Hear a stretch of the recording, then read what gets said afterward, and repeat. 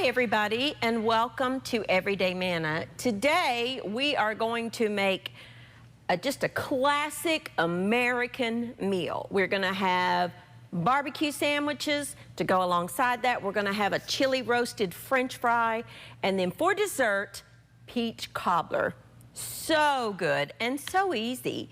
We're going to actually make our pork barbecue in our crock pot. Now I know, there's 1,001 ways to make barbecue. You can do it on a smoker, you can do it on a grill, you can do it in the oven, you can do it on the stove top.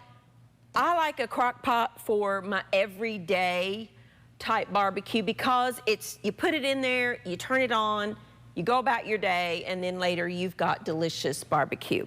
Now for today, I bought a small, because the big one's just is too much, but this is just a sirloin pork roast.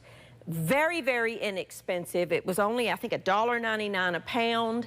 Very inexpensive. But you could also use the Boston butt roast, which is actually from the shoulder. You could use country style ribs. I started to get those, but then I saw that this was actually on sale and less expensive. But the boneless country style ribs make delicious barbecue. So, whatever kind of roast that you want. Now, the key is for this type of barbecue, you want some fat. So a very, very lean loin, pork loin, it tastes good, but it's not going to be that rich, fatty barbecue that we all know and love. And a tenderloin is just out of the question. Don't even bother using tenderloin. It's way too lean. So we're going to use just a pork sirloin roast. Now, I've got a crock pot. I'm going to season it with a little bit of salt and pepper. Not too much, because we've got a lot of flavors going on with our seasoning mix. Then I'm going to just put it in my crock pot. Okay, fat side up, because we want that to render down into the roast. Made a mess already. Now, for our sauce, this is just one container of barbecue sauce. You use whatever kind of barbecue sauce that you like. I'm using about a tablespoon of brown sugar, some soy sauce. I know that sounds weird in barbecue, but it adds such a rich flavor to it. Some apple cider vinegar, and then I'm just going to use some onion powder today. But if you have a fresh onion and you want to chop that up and put that in there, it's delicious too. Either one will work. And then the juice of a lemon. I need to cut my lemon in half. If you take your lemon and you do this, just press down real hard and roll it, it releases the juice, and you get a little bit more juice out of it. If your lemon has a little pointy end and you're using one of these, I like to slice that off because I think it gets the more juice out of it. This is a lemon. You want about a tablespoon of lemon juice. This is a juicy lemon. And I love my little zester thing here, not zester, but juicer. I used to use the wooden reamer, and I love those. But the thing is, you got to hold that over a strainer of some sort. So I like this one because it gets the seeds out for you. And I really do think it gets a lot more of your juice. Okay? Don't need the zest, just the lemon juice. Now stir all that together. Oh, it smells so good. And then pour it over your roast. If you want to thin it out a little bit, and you could add a little water, but the pork is going to release a lot of juice, so I'm not going to add any water today. If your pork roast is not very fatty, you would probably want to add about maybe up to a cup of water to finish off your sauce, but that had a lot of fat on it, and it's going to render out and make my sauce juicier. So I didn't need to add any water. Then just put your lid on it. If I can find my lid. Where's my lid? over here. And you want to put it on, I like to do mine on low, and then let it go about 8 hours, and you have got delicious, delicious pork roast, or pork barbecue. That's all there is to that. You can make barbecue, and then you can put it in your crock pot before you go to work of the morning. And then when you come home, you have a delicious dinner. So that is a quick and easy pork barbecue for you. Now, you know, one of my personal, absolute favorite things to eat in the world are peaches. When they are fresh and they're in season, they are just that drip down your chin, need to eat it over the sink, juicy. There's nothing better. And I will eat peaches just like this. But I also like to make cobbler out of them, out of fresh peaches. It's so good. And really and truly so easy to make. So we're gonna make a peach cobbler. Now this one is a little tiny bit different because you put the batter on the bottom and it rises up to the top. I'm just gonna melt my butter in my microwave, half a stick of butter. We're gonna let that melt. I have here a bunch of peaches. Now, you can use canned peaches if you want to, or frozen peaches. But when they're in season, I want just the delicious, you know, fresh peach. I have here some sugar, some baking powder, some flour. I'm gonna stir all that together.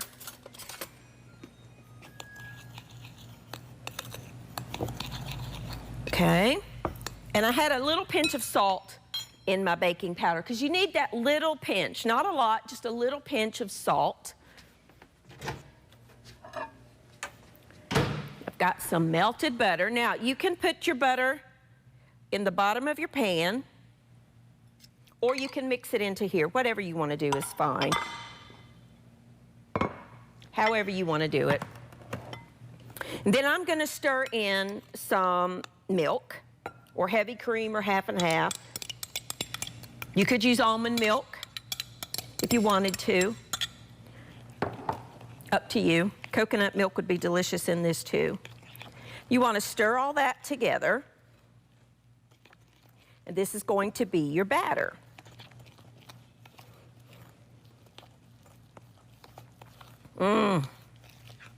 My mouth is watering already. That's a little bit tight, so I'm gonna actually add a little bit more heavy cream to mine. And it really does just depend on the humidity of the day, like I've talked about so much. Not too much, maybe another tablespoon or so, not too much.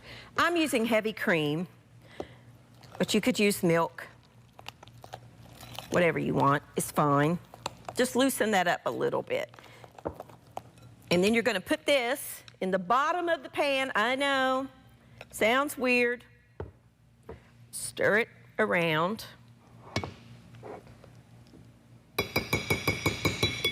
Okay. Oh, so good. All right, I'm gonna take a quick break, clean this up. When I come back, we're gonna talk about the peaches just a little bit and get this in the oven. I'll be back in just a minute.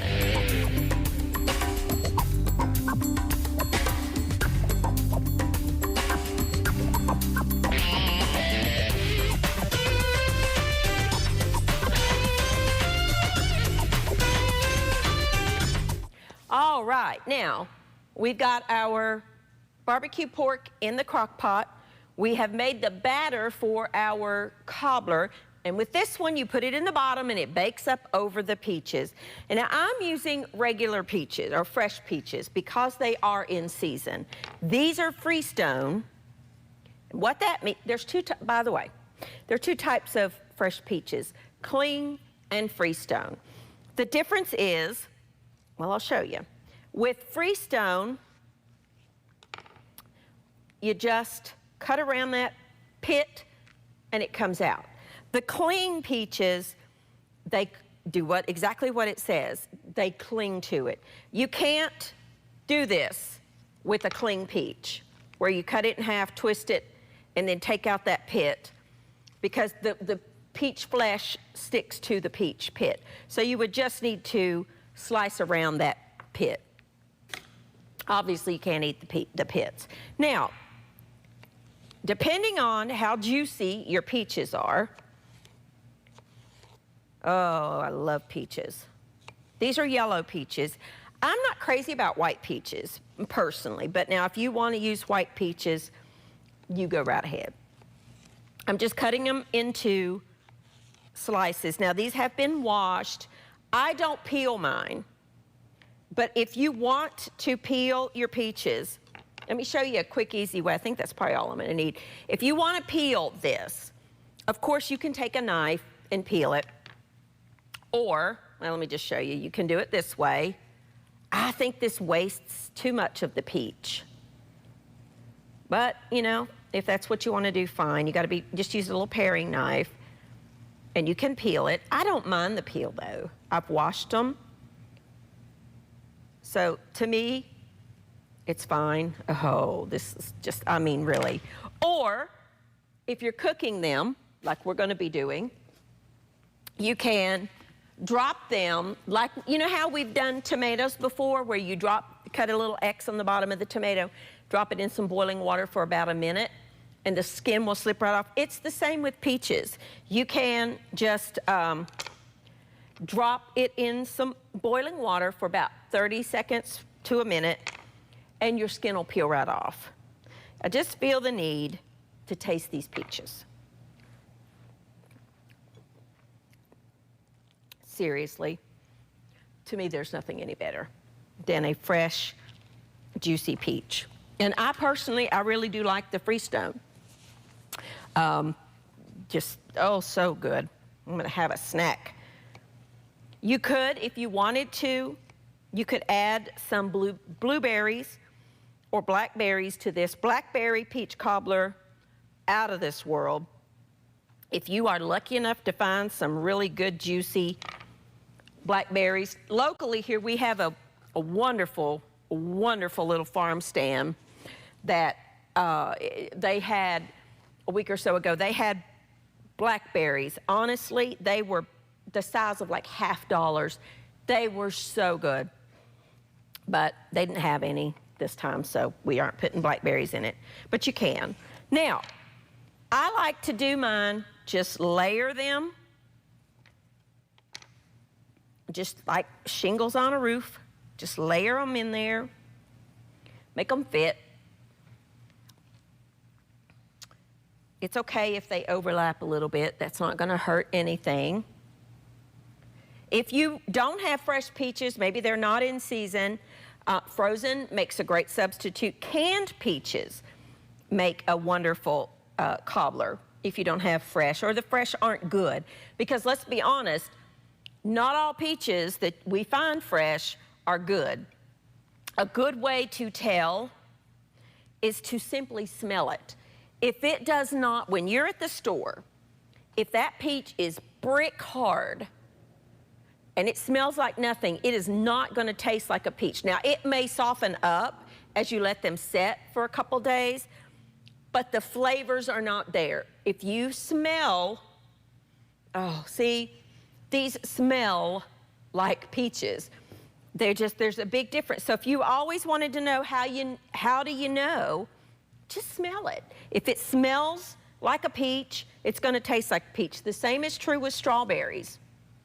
If I smell my strawberries in the store before I buy them, I just, will just sniff it just like you would anything else. If it doesn't smell like a good ripe strawberry, it's not going to taste like anything, and I don't buy them.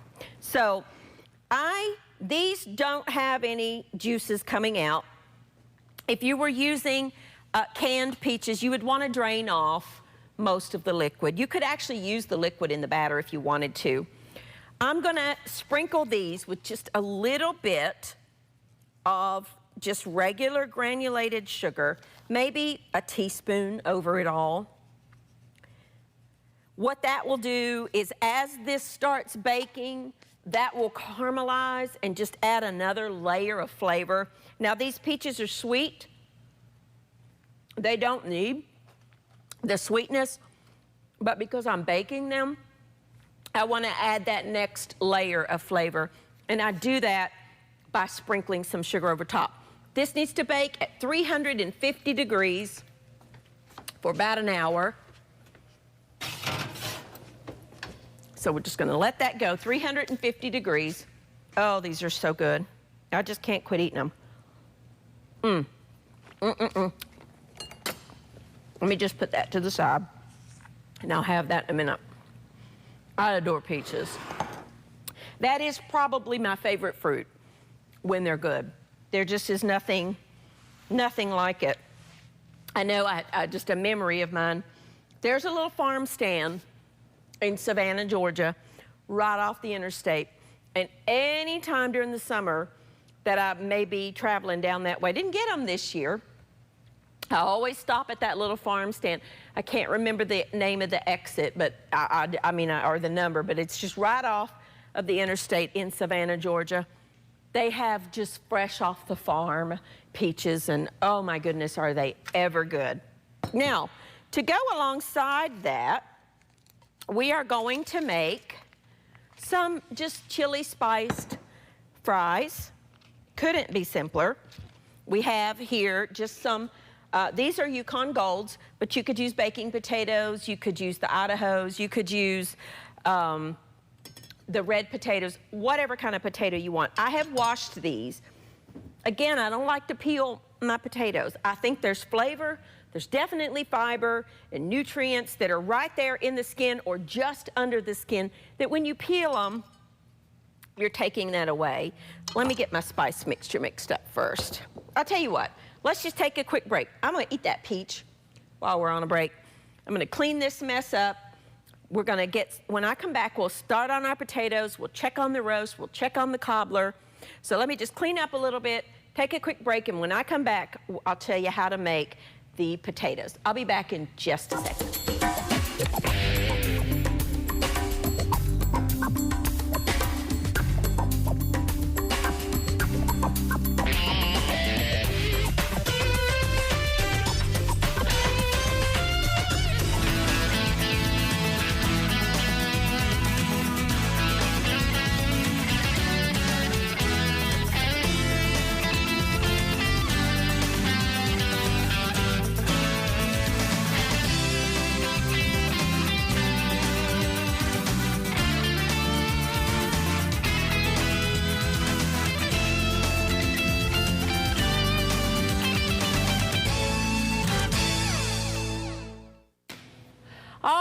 Now, we are going to make some fries to go alongside that and then a cheesy sauce for some fresh broccoli. But we're going to get started on the potatoes.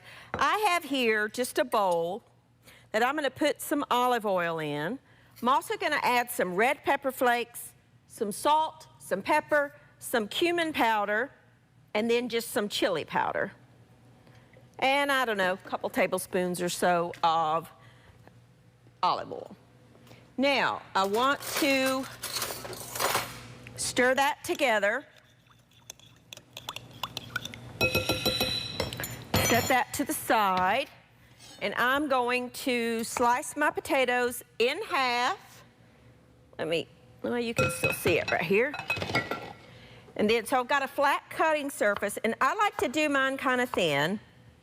I have my oven preheated to 450 degrees, 425, 450, something like that's fine. And as I slice these, I'm going to put them down into that chili mixture.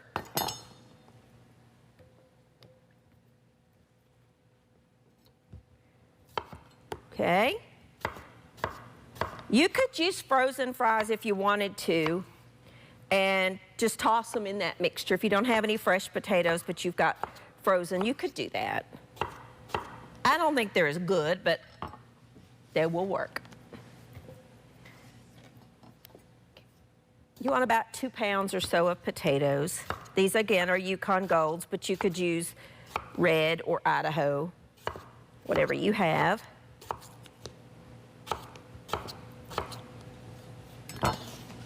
Okay, let's do another one.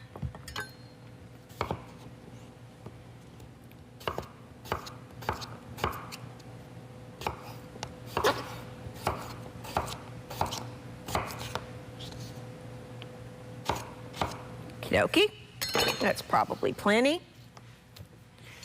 Then take your hands, cook's best tool, toss it in that spice mixture, making sure every little potato has some of that blend on there, and then put them on a lined baking sheet because you don't want to clean up the stick. I promise you that. Get them out into a single layer, flat side down, and then pop them in your oven. You can do this in an air fryer if you have one. Those are becoming one of my favorite little cooking tools. I'm still learning. I'm still working on recipes for you, but we're getting there. All right, just make sure they're in a single layer. And then if you have any mixture left over, but you don't waste it, just pop it on your potatoes, just making sure they all have some. Rinse my hands. Pop that in mine's at 450, but you could do it at 425. You want a high temperature because you're going to roast these for about 15 or 20 minutes and they're done. Depends on how thin you slice them. Now, I have in my microwave just some fresh broccoli florets, and we are going to make a quick cheese sauce to go with our broccoli. I have in that skillet some butter that I am melting. Just about 3 tablespoons or so of butter. Okay, there it is. Where's my flour? You want to have equal amounts butter and flour. Let me get that up a little bit higher. And then just cheese of your choice. I'm going to add a little bit of salt. I'm going to go ahead and add it to my milk so I don't forget.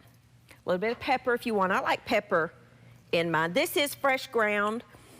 I just have a little spice mill. You've seen me do it on here before because I don't like the pre-ground pepper. And once you taste freshly ground pepper, you'll never go back to the pre-ground stuff. There's a world of difference in the flavor. When you buy that little canister on the shelf, you don't know how long that's been ground, and it loses so much flavor once you grind it that you need it ground fresh. Now, I love pepper mills. I have quite the collection of little pepper mills. I love them. I collect them, actually. But when I'm doing a lot of cooking, I have a little spice grinder. It's actually a little tiny coffee grinder. And I will grind up, pulse my peppercorns, whole peppercorns, just enough for maybe a few days. You don't want to have too many because they do lose flavor. Once they're ground, they just start losing that flavor. All right, our butter is melting. I'm going to help it along here by cutting that down into littler pieces. It was very cold. It came straight out of the fridge. Once your butter is melted, we're going to make a roux. Very simple to do. I need a whisk. Let me grab my little whisk. This is not a non-stick pan. It is the hard anodized. That's why I can use my metal scraper. I never use metal utensils in a non-stick. Add equal amounts of flour. Now, I like to add it a little bit at a time. You want a very dry product when you get done. I'll show you what I mean here. You see how that's still very, very liquidy? I need a little more flour. Probably all of it, actually. And that flour absorbs the butter, and that's the basis for your cheese sauce. Okay, you see how that's pretty much all absorbed. I let that cook for about 30 seconds to a minute. Okay, stir in my salt and my pepper to my milk. I'm using half milk, half heavy cream, but you could use all of either one. Slowly pour a little bit of milk in there at a time. If you dump all that in at once, you will have clumps. So I like to